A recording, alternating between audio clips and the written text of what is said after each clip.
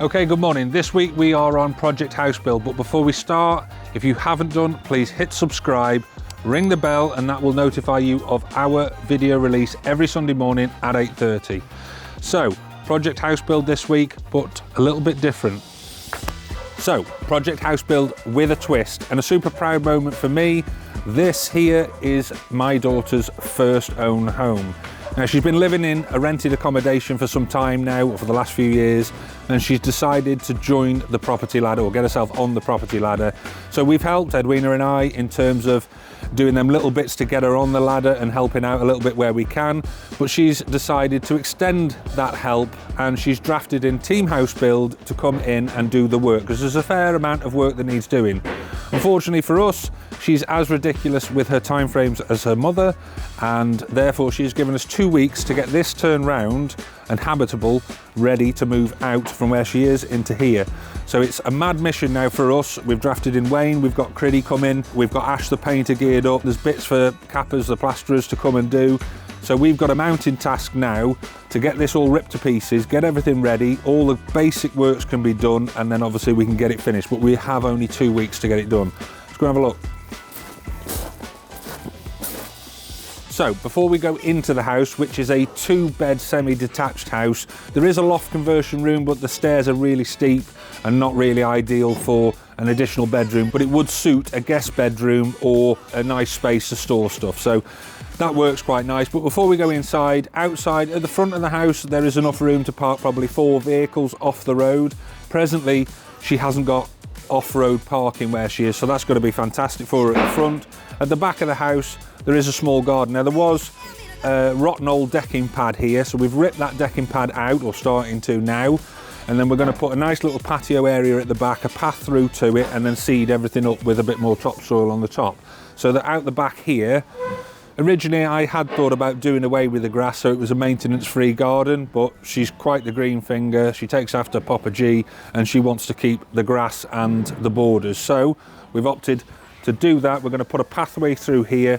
We're going to soil the sides. We're going to seed that up and sort out the undulating grass that's there now, and that'll be a nice garden. Let's go inside. So, starting with the living room, this here, we ripped the carpet out this morning. We have got some damp on the party wall, which is the wall between us and effectively the next door neighbour. There's also a chimney breast there, so we're thinking there may be some damp issues around the chimney. I have spoke to next door and they've had the same issue. So we're going to rip the floor up, we're going to have a look, because this will be a suspended floor. So these floorboards effectively will be on some battens that go across, or joists that go across, and then underneath there'll be a big air gap void, which that's how they built them years ago. But it does mean that the cold sort of comes up through the floor. So I think what we're going to do is probably rip these floorboards up. We'll insulate between, as long as the timbers aren't completely rotten. If they are, we'll have to replace them. But then we're going to insulate between the floor joists. I've seen this idea with Tyvek that drapes over the floor joists, and then in the hollows they put effectively Kingspan insulation in them gaps, so that'll stop any of the draft or the cold coming up through the floor.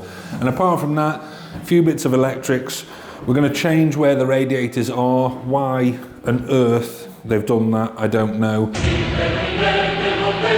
We're going to put a new radiator on that wall, because them two combined are still not big enough for the size of this room. So we'll put a brand new rad on there, because we're going to redo all the plumbing works anyway, and then that will be this room sorted, bar decor. The biggest amount of work in the entire house, apart from the plumbing, will be this here. So this was the kitchen dining room. So originally the house would have stopped at this point, and then there has been an extension put on at a later date. So this is where originally there was effectively a window and a door, I would assume. And they've took that out. There was an island here, and then this was the kitchen area. So we're ripping the kitchen out because we've got damp issues all along the low level wall of the lean-to here that's been put on, and in order to sort that out outside, the render, for some reason, whoever's rendered it has took the render right to the floor, and basically what's happening is the water is slurping up that render and ultimately coming through. There should be a gap at the bottom of the render, so we're going to cut a gap in at the outside to stop that from happening. But at the same time, we've ripped all the kitchen cupboards out because they were rotten at the back. They were a bit tatty.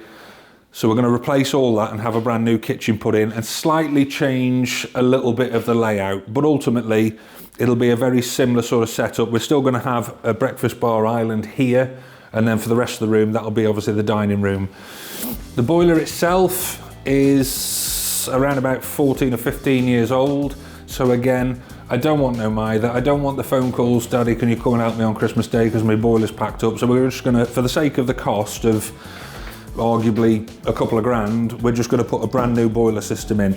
We've got to redo the plumbing works anyway to the majority of the room, so let's get a brand new boiler put in.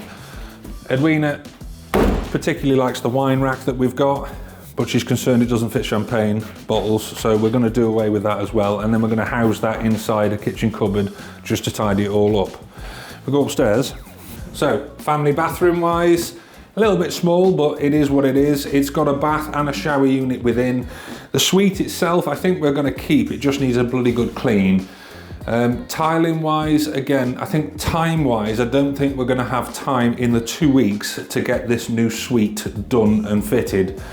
But ultimately, she has said she loves the, whatever it's called, shaped bath.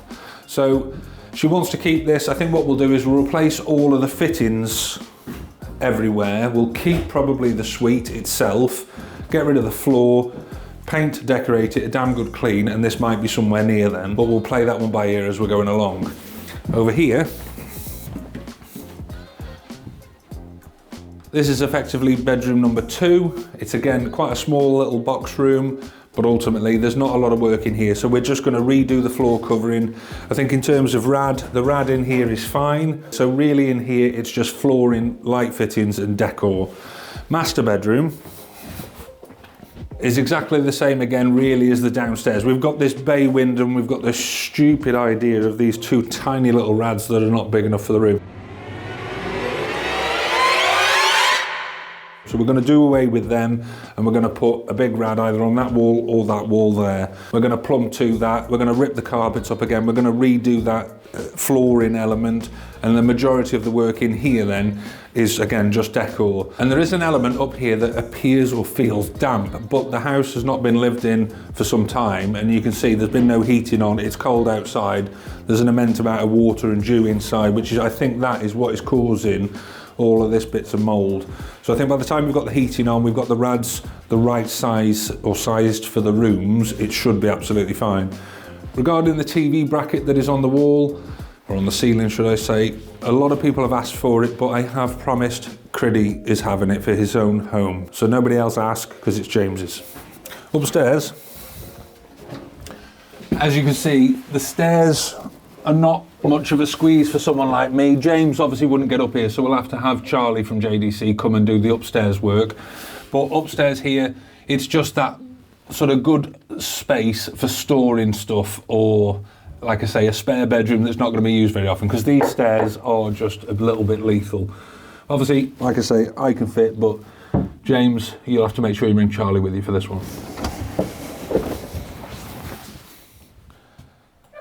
So this will be a 2-part video. This part will all be about ripping the place to pieces and doing all the practical works, which is mainly me and Wayne and a little bit of Criddy.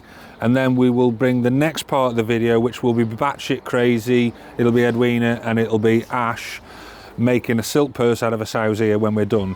So if you like what you've seen, hit subscribe, ring the bell, and we will leave you with a big smashing the shit out of this house montage. Boom.